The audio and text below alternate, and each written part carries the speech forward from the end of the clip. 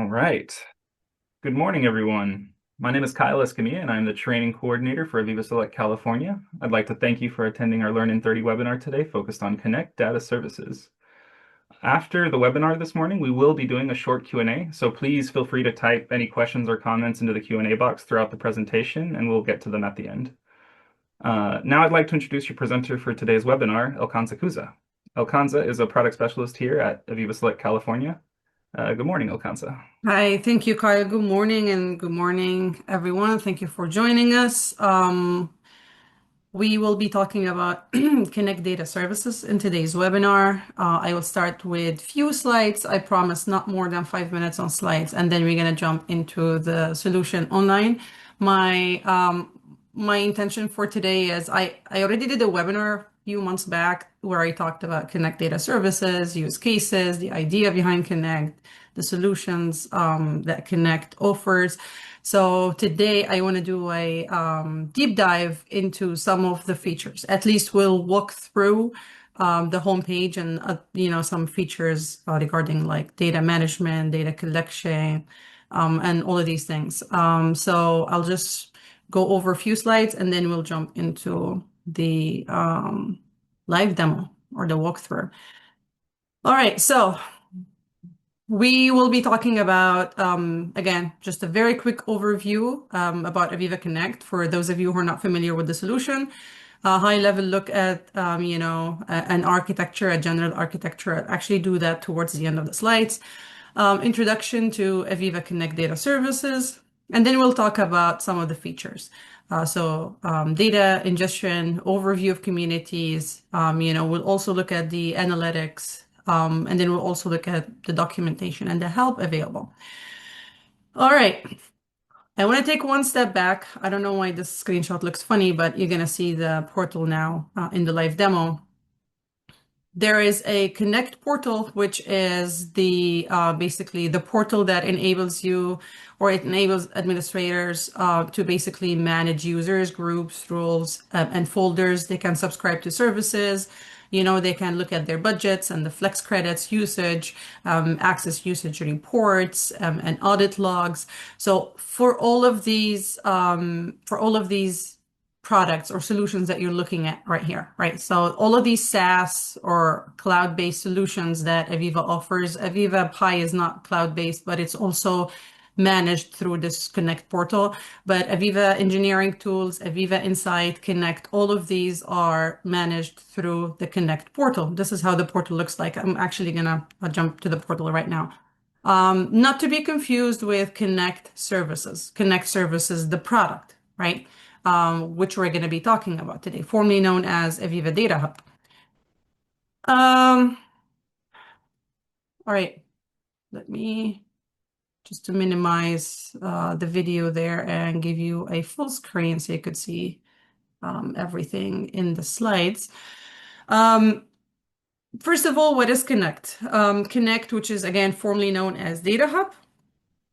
It's a cloud-native data platform that securely ingests, stores, indexes, and serves time, series, and contextual operational data from your on-premise and edge sources, providing governed API-based access to basically all the data for analytics, for visualization, and for integration with either AVEVA or third-party applications.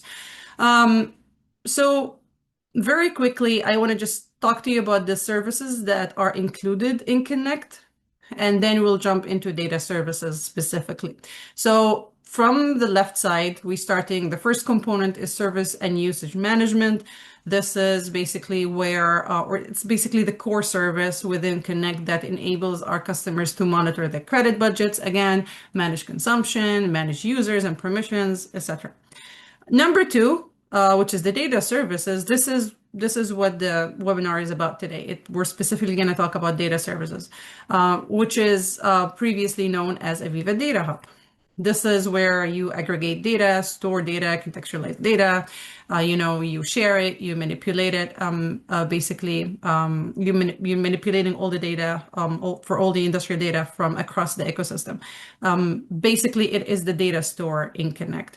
The third one, the third component, which is the visualization services, we actually have another webinar in a couple of days. It's going to be Thursday morning at 10 a.m., where we're going to be talking about visualization services in more details. But just to give you an overview, this service here allows you to create dashboards and experiences from the data that's being shared to Connect. So data goes into data services, and then from data services, it is pushed to visualization. I like to think of the visualization service as a client to the data services, right?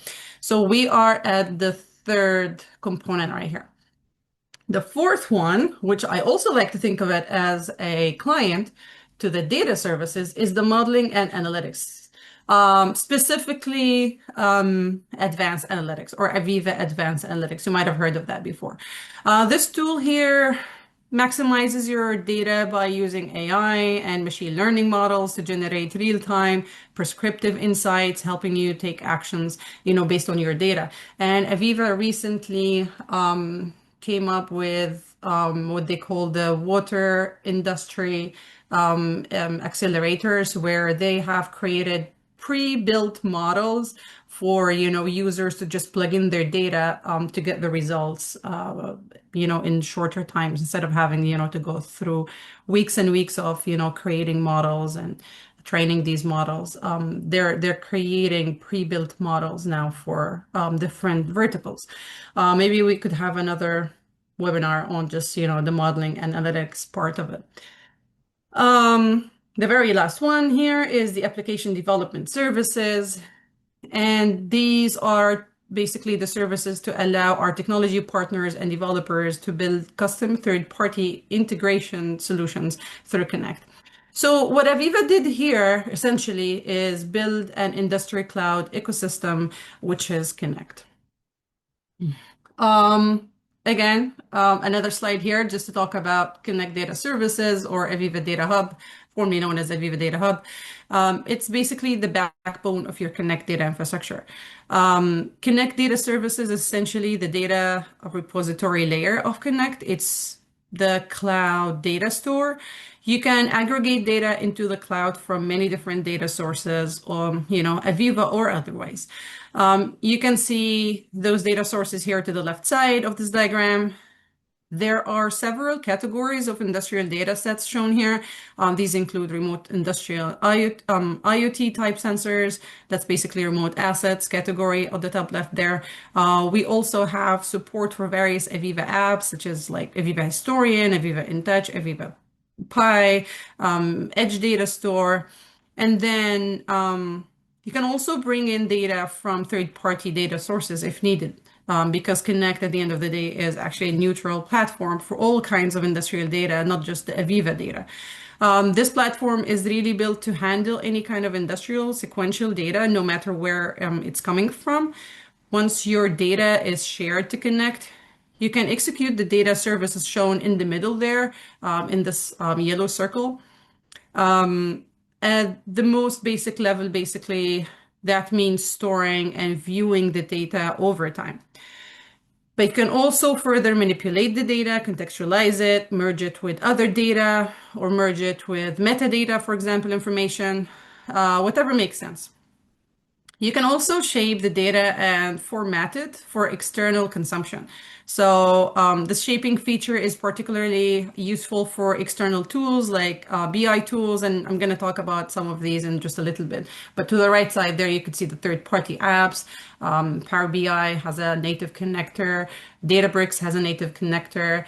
And then you can also, again, use the other services in Connect, which again, I like to think of them as clients, the visualization and the analytics.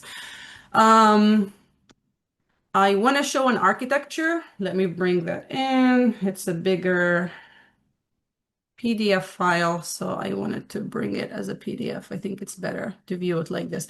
This is a general Connect architecture. This is not the only way it could be done, but just a general, typical architecture.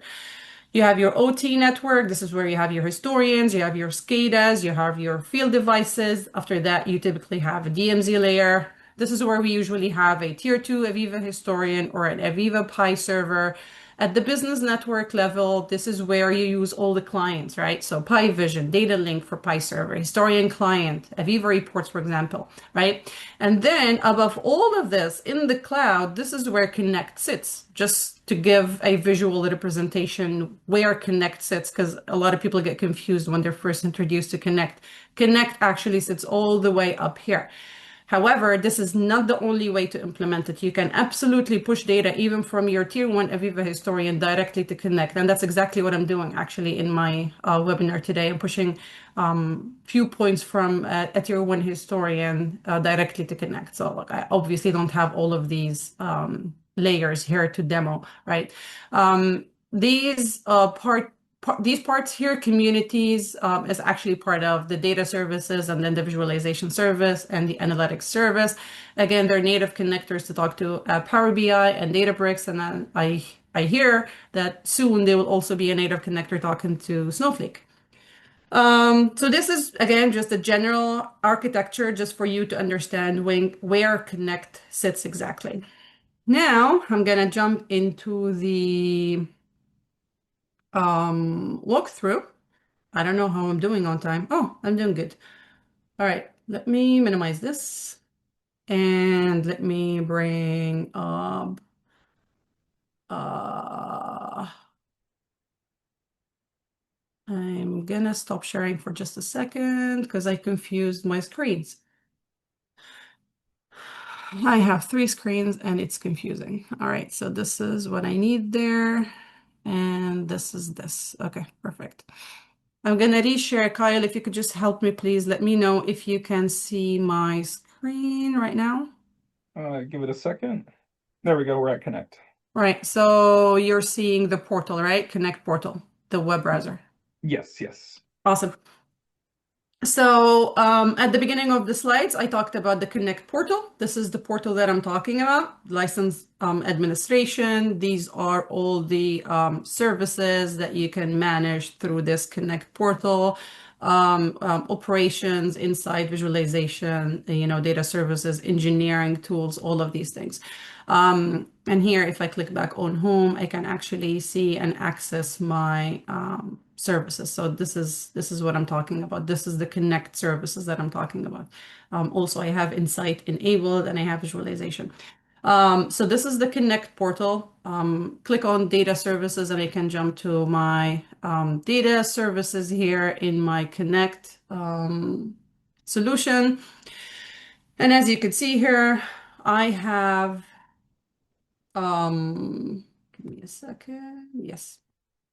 So I have kind of like, they give you like a report or like a quick overview just to see the health of the agents, connectors, consumption, how many streams you have stored, how many you've accessed, and things like that. And a lot of these are actually dynamic links, so you can actually click on them. Also quick links here with the news and, if there's anything new in the documentation, etc. I want to start by talking about data collection first before we talk about data management. I just feel like that makes more sense to start with the first step in the data flow, basically, right? So for data collection, you have multiple options. Option number one is to collect data from your Pi servers, for example, right? Just like we saw in the architecture. And that would be, transferring on-premise Pi data archive and as a framework data into Connect Data Services via the Pi to Connect agent. If I click on Pi agents here, we actually have one Pi agent set up. I have a warning because I need to update it. I am using an older version one. But it is working and it's in good status. And I'm actually replicating data from my Pi server into Connect, right? You can see all the data here and you can also manage permissions. You can remove the agent. And there's a video that tells you like exactly how to set it up. It is a very easy process. You download the agent from here, from the Connect Data Services page. You put this agent on your the same machine where your Pi server is running and you establish the connection. Option number two or option B would be OMF applications. collecting data from your OMF applications or connections. And in this case here, I have the AVEVA Historian.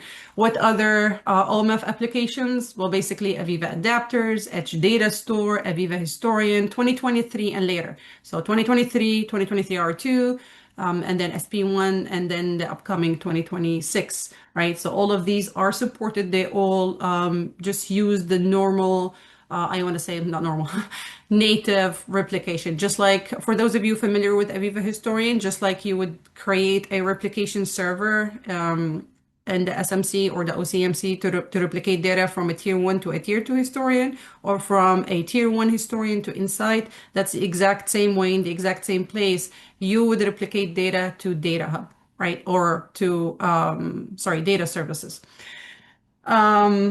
Also, Pi interfaces, some of them use OMF applications, but only for health and diagnostics data only. And, of course, custom OMF applications provided by, third parties. Same story here. This is a historian. This is the tier 1 historian that I mentioned earlier when we were talking about the architecture. I am pushing data from that historian. So every time you add a new historian connection, it will be listed here as a client. Right, so all the AVEVA historians will be listed here as clients. So this represents one historian basically, and the status is good. I'm only replicating a couple of points, I think, and I'll show you that in just a second. Yeah, when we go to data management, I'll show you guys that. The other thing, or option 3 here that I wanted to show you is, are all of these adapters. Now, these are the same adapters that Pi uses, right? Pi server uses. So if you guys are familiar with Pi, these are the same adapters. They're called AVEVA adapters, or used to be called at some point connectivity pack or something. But anyways, if you check the documentation, which is, a public website, these are all the adapters. These are all the AVEVA adapters. You can, there's a lot of documentation on how to set them up. And there's this nice architecture here that shows you these are the AVEVA adapters. They pull data from your field devices into your Pi server. They're also used to push data to connect, right? You don't have to have a Pi server. You could go from field devices directly to, or third parties directly to AVEVA Connect Data Services through these AVEVA adapters. All of these can be downloaded from our software support website. You obviously need a license for those. They're part of Connect. They're licensed with Connect, and you can also download or install the utility that you need to configure these adapters. So this is a very high-level overview about ingress data. I hope that I didn't go too fast, but these are the options that we have currently to push data into Connect. There's also REST APIs to push data into Connect and from Connect to third parties. I'm going to jump into data management now that we're done with data collection. And the first thing I want to cover here in the data management is the sequential data store, or SDS. It's basically you can think of it as a streaming database, optimized for just, storing sequential data, typically time series data. It can store any data that is indexed by an ordered sequence, usually timestamps, right? So let's say you have a weather station, for example. This weather station, you're measuring temperatures every minute. So the SDS type, let me click here. So the SDS type, which is also the template, right? In other words, is going to include timestamp, which is when the reading was recorded, when the temperature reading was taken. And it's also going to include the temperature with its engineering unit, obviously. You could just keep it at that, and that would be a simple stream, or you could also make it a super stream and add more to it. So we can have timestamp, temperature, humidity, like wind speed and wind direction, all at that specific timestamp, right? Why is this useful? Because it's time ordered. It's also, continuously growing as you're getting data from your data sources. It's consistent in structure, right? It makes it easy for us to, ask questions like, hey, what was the temperature at 2 p.m.? or see trends over time. It just makes it easy to query the data. You get the results, you get the trends immediately on the spot instead of, having to send the query and wait for it. So it kind of organizes your data that you're getting from multiple sources. So the data that you're looking at here is data I'm getting from historians and I'm getting from PyServer. This could be all the data that you're getting into your Connect data services, basically. So you put it all in kind of like one structure, right, to make it easy for you to do any queries. So for example, if I look at this is, I think, the historian that I connected yesterday. If I look at this stream here, right, which is a level, and I click here on view in trend, I should be able to see a trend with that specific stream or that specific data point. It actually includes a couple of them. You can see here, it includes the value and it also includes the quality. This is how the historian is sending it, right? The historian records on VTQ, so it's sending the Q, the quality, and it's also sending the value and it's sending the timestamps. This is how the historian is sending the data to Connect. So I have more than just the value. I also have the quality here, which usually wouldn't show in clients like the trend client, right? If you try and query this using the historian client trend, it will only show you the value. It wouldn't show you the quality as its own stream also. As you can see here, it's plotted. Now, I access this trend on data services. This is considered consuming a trend. Just remember this when we talk about licensing, because licensing is based on consumption.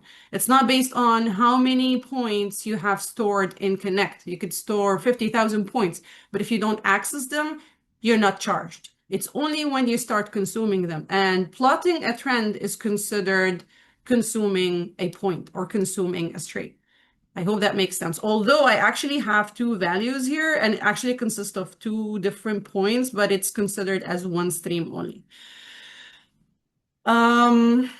So I want to go back to, so we're done with sequential data store. I want to jump to communities. Communities here are actually, it's a new feature in Connect, and what they do is they allow a tenant. A tenant is just a Connect account, basically. So if you have a Connect account, it's considered a tenant. So a tenant can create private groups where operational data can be shared and viewed across other tenants. So a very good use case for this is, for example, water districts, right?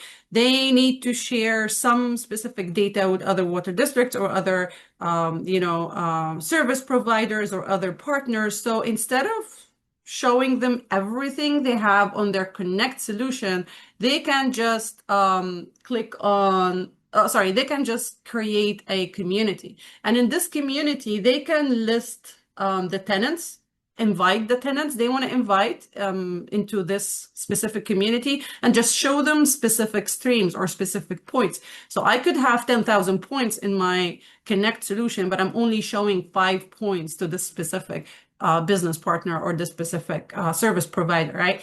Now, what can they do with these in these communities? The invited tenants, they can download the data, they can export it, they can even push it into, for example, their Pi servers. So I'm sharing this data with another partner who has a Pi server. They will push the data from this Connect community, my Connect community, into their Pi server, for example, right? So they can do anything, whatever. Basically, you can give them whatever privileges you want to give them to do with this data on this specific, that exists in this specific community. You can see here members, groups, clients, tenants, and usage. You can also see who's using what and who's accessing what. They will be charged for consumption. And one thing to keep in mind is also they have to be Connect users. So these tenants cannot be just individual emails, right? You can just add an individual email. They have to be a tenant. So they have to be added as tenants. They have to have Connect accounts.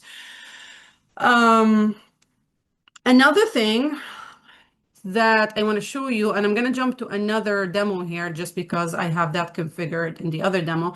In the data management, you can see, I'm going to jump stream metadata rules here just for a second to explain the asset rules. Asset rules are basically So Connect uses stream name patterns to automatically create and link assets, as long as naming is consistent, obviously. So again, I go back to the same example. I have a historian and I'm pushing data for Mixer 101, okay? Just because the data has Mixer 101 in their naming, could be a level, could be temperature, it could be float, could be anything. Just because the naming, there's a naming convention and the naming is consistent. Connect is smart enough to know that all of these points belong to the same asset. It creates an asset. And then once the asset is created, you can search using that asset. You can create dashboards just for that asset. You can use asset as the context in your visualization. We'll talk about that more on Thursday. So it does that for you automatically. You don't have to sit here and create assets. It kind of looks at the naming of the points and it creates these assets for you. Stream metadata rules are the same idea. And I think I'm going to jump to analytics really quickly because I don't have a lot of time, and then we'll take questions. Analytics is the next thing I want to show you here, and it consists of data views and virtual tables. Now, I tried my best to minimize this, to summarize this. I don't want to spend a lot of time talking about each of these. I could basically go and talk about these for an entire webinar, but the difference between data views and the virtual tables is that data views are optimized for time series analysis and visualization, while virtual tables expose the same operational data in a relational format for SQL and BI consumption. So basically, when do you use either? You use data views when working with trends, with time ranges, and operational analytics, while you use virtual tables when you're integrating with SQL-based tools, BI platforms, or enterprise reporting, for example, right? So these are two different tools to prepare data for queries and for consumption. I think this is good for now. Just to show you the virtual tables, this is how they look like. Where are the, yeah. So if you go to support, one last thing I want to show you here, these are the agents, the Pi agent, the Power BI connector. You can download all of these. All of these are included in Connect. In support also, you can see documentation. I really like this documentation that AVEVA is working on. I like the way it's organized. It's broken down. It's very easy to search it. You can even use, they have an AI feature here that summarizes some of these things for you. It pops up there sometimes. How-to videos, how to configure those agents and adapters and all of that are all here. Security, users, roles, clients, all of that is configured here also. I think this is good for now. I'm going to stop talking and open the floor for questions. I hope I wasn't talking too fast, but I really had a lot of things to cover.